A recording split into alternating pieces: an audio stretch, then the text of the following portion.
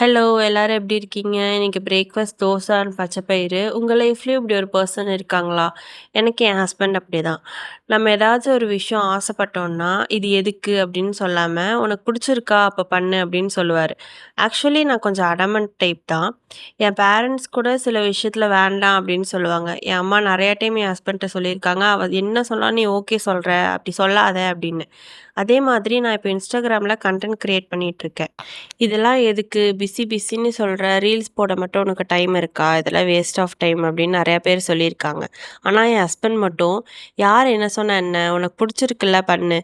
உனக்கு புடிச்ச விஷயத்த யாராச்சும் வேண்டான்னு சொல்றதுனால நீ ஸ்டாப் பண்ணக்கூடாது" அப்படின்னு சொல்லி சப்போர்ட் பண்ணுவாரு. நைஸ்ல.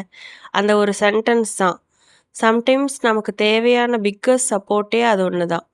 நம்ம எல்லார் லைஃப்லயும் அப்படி ஒரு பெர்சன் கண்டிப்பா இருப்பாங்க. அவங்கள கண்டிப்பா மென்ஷன் பண்ணி டேக் பண்ணுங்க. பாய்.